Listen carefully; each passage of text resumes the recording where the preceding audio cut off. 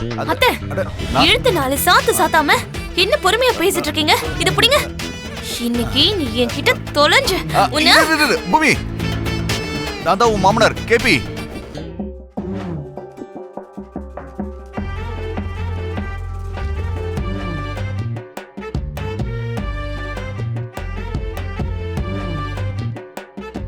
ஐயோ சாரி மாமா, என்ன மன்னிச்சிருங்க. நான் வேஷம் போட்டு வந்ததை மறந்துட்டு சாரதா மேல கை வச்சது ஏன் தப்புதாம்மா? ஆமா, இந்த வேஷம்லாம் எதுக்கு மாமா? ரெண்டு பொண்டாட்டிங்களை சமாளிக்க முடியாம இமயமலைக்கு போகணும்னு நினைப்பாங்க, இல்லனா தாடி ஏதாவது வளர்த்துப்பாங்க. ஆனா இந்த மாதிரி வேஷத்துல இருக்க மாட்டாங்க. பூமி, என்னம்மா நீ சின்ன பசங்க மாதிரி பேசுற? எதுவும் தெரியாம தான் 2 கல்யாணம் பண்ணிக்கிட்டு 5 குழந்தைங்களை பெத்தனா? பூமி, உனக்கு இந்த வேஷம் பாக்குறது காமெடியா இருக்கலாம், ஆனா போட்டது சீரியஸான விஷயத்துக்கு. எதுக்கு மாமா? என்னம்மா நீ இன்னும் எதுக்குன்னு கேக்குற? அந்த அபூர்வா நம்ம வாழ்க்கையில தினமும் ஏதோ ஒரு பிரச்சனையை உண்டாக்கிட்டு இருக்கால. அதுவும் பிறந்த நாள் அன்னைக்கு ஆசையா உன் அப்பா கிட்ட ஆசீர்வாதம் வாங்க நீ வீட்டுக்கு வந்தா உன்னை வெளியே துரத்தி விட்டால. எனக்கு எவ்வளவு கோவம் வந்துச்சு தெரியுமா? ஆனா உங்க பிளான் தான் எனக்கு ஒன்னும் புரியல மாமா.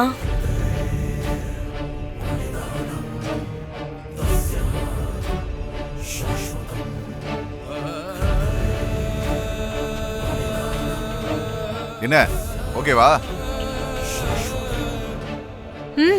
அதெல்லாம் சரி, என்ன எதுக்குமா அர்ஜென்ட்டா வர சொன்னீங்க? பூர்ணிக்கும் சிவாவுக்கும் முகூர்த்த தேதிய ஃபிக்ஸ் பண்ணிட்டோன்னு சொல்றதுக்கு தான் மாமா. முகூர்த்த தேதி குறிச்சிட்டீங்களா? எப்பமா? வர வெள்ளிக்கிழமை தான் மாமா. வர வெள்ளிக்கிழமையா? டைம் ரொம்ப குறைவா இருக்கேமா. நீங்களும் அத்தை மாதிரியே பேசுறீங்களே மாமா. 2 பேரும் வீட்ல இருக்கிற பசங்க தானே. நல்ல முகூர்த்தம் இருக்குன்னா நாளைக்கே உங்க 2 பேருக்கும் கல்யாணம் பண்ணி வச்சிடலாம். உங்க 2 பேர் கல்யாணத்தை பார்க்க தான் எனக்கு வாய்ப்பே கிடைக்கல. அட்லீஸ்ட் என் பொண்ணு பூரி கல்யாணமாவது பார்க்கறதுக்கான வாய்ப்பு எனக்கு கிடைக்குமான்னு தெரியல. நான் தான் இருக்கேன்ல. நான் இருக்கும்போது நீங்க எதுக்கு இப்படி கவலைப்படுறீங்க? நீங்க பூர்ணி கல்யாணத்தை மட்டும் பார்க்க போறது இல்ல, நீங்களே கூட இருந்து பூர்ணிக்கு கல்யாணம் நடத்துற மாதிரி எல்லாத்தையும் நான் பாத்துக்கிறேன். அது என்னோட பொறுப்பு. என்ன மீரா இது? யாரோ வரதுக்காக ஏற்பாடெல்லாம் பண்ற மாதிரி தெரியுது. ஆமா அண்ணி, வந்துகிட்டு இருக்காங்க. ஓ, எங்க கிட்ட சொல்லாமலே எங்களுக்கு எதுவும் தெரியாமலே பிந்துவுக்கு மாப்பிள்ள பாத்துட்டீங்களா என்ன? ஓ, காலத்தோட சேர்த்து மனுஷங்களும் மாறிக்கிட்டே இருக்காங்கம்மா. கடைசியில நம்ம மீராவும் உங்களுக்கே தெரியாம சுய முடிவெல்லாம் எடுக்க ஆரம்பிச்சிட்டான்னு சொல்லுங்க. ஏன் அத்தை இப்படி எல்லாம் பேசுறீங்க? அண்ணனுக்கும் அன்னைக்கும் தெரியாம எங்களால அவ்வளவு பெரிய முடிவெல்லாம் எடுத்துட முடியுமா என்ன? இந்த ஏற்பாடெல்லாம் வரப்போற சாமியாருக்காக தான். சாமியாரா? 2 நாளா நம்ம செரிய ஆளே காணோம்ல. நம்ம நட்சத்திராவும் அத்தையும் செரியோட ஆத்மா அது இதுன்னு பேசுறத கேட்டு நான் ரொம்ப பயந்து போயிட்டேன் அண்ணி. நாங்க எப்ப சொன்ன மீரா? நல்ல வேளை உன் அபூர்வா அண்ணி கண்ணு முன்னாடியே செரியோட பணத்தை நானும் நட்சத்திராவும் சேர்ந்து புதைச்சோன்னு சொல்லாம விட்டியே. அத்தை, கொஞ்சம் கூட யோசிக்காம என்ன வார்த்தை பேசுறீங்க? அது இல்ல மாப்ள, மீரா எங்க மேல பழி போடுறத பார்த்து அந்த பதட்டத்துல வாய் தவறி வந்துருச்சு.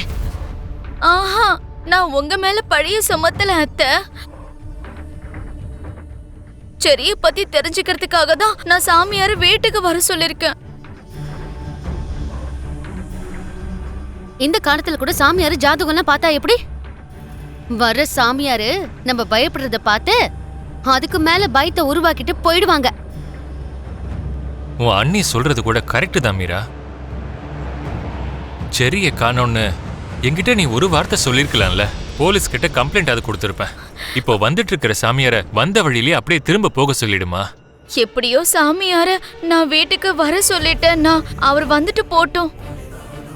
மீரா, உன் அண்ணன் சொன்னதுக்கு அப்புறமும் அவரை கன்வின்ஸ் பண்றதுக்கு முயற்சி பண்ணிக்கிட்டு இருக்க. மாமா என்ன சொன்னாரு? அந்த சாமியார வந்த வழியிலே திரும்பி போக சொல்றாருல. அது முதல்ல பண்ணு, போன் பண்ணி சொல்லு. சரி விடு அபூர்வா, அவளோட நம்பிக்கை அவளுக்கு. நீ சொல்ற மாதிரி இங்க வர சாமியாரு புதுசா பயத்தை உருவாக்குனார்னா அப்ப என்ன பண்றதுன்னு யோசிக்கலாம். சரிங்க, வரட்டும். அந்த சாமியார் வந்து என்ன சொல்றாருன்னு பாப்போம். சந்தோஷமா சுற்றுலாக்கு போய் கடைசியில மரணத்துக்கு பலியாயிருக்காரு. ஆ, ஆ, உங்க புள்ளைய காணும்னு நீங்களும் உங்க கணவரும் ரொம்பவே சோகத்துல இருக்கீங்க. கரெக்டா சொன்னீங்க சாமி.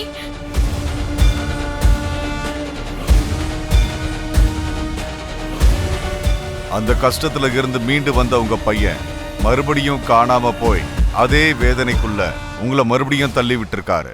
ஆமா சாமி.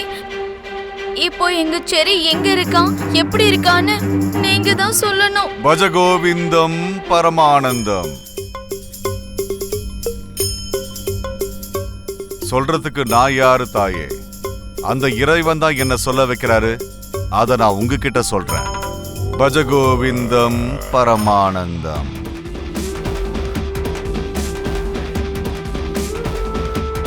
சிஷ்யர்களே, அவருடைய தடயத்தை கண்டுபிடிக்க அதுக்கான ஏற்பாடுகளை தயார் பண்ணுங்க. சித்தன் சுவாமி. பஜகோவிந்தம் பரமானந்தம்.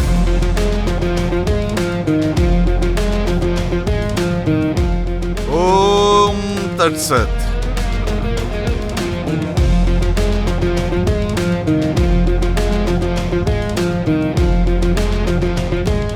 ராஜபஜ ஜஜரா சபரண மாயாவா பரபண பரபா மசஜச ததாகா. ஓம் தக்சத்.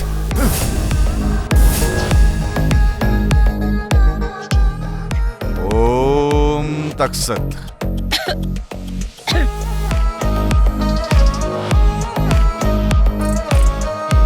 தாயே, சுவாமி, நான் இப்ப சொல்ல போற விஷயம் உங்களுக்கு கேட்க கஷ்டமா தான் இருக்கும். நீங்க உங்க மனச பலப்படுத்திக்கோங்க. என்னாச்சு சாமி? உங்க மகன் இந்த உலகத்துல இல்ல தாயே. அந்த கடவுள் கிட்ட ஐக்கியமாக. ஐயோ கடவுளே, சரி, அதுக்குள்ள உனக்கு 100 வயசு முடிஞ்சு போச்சா?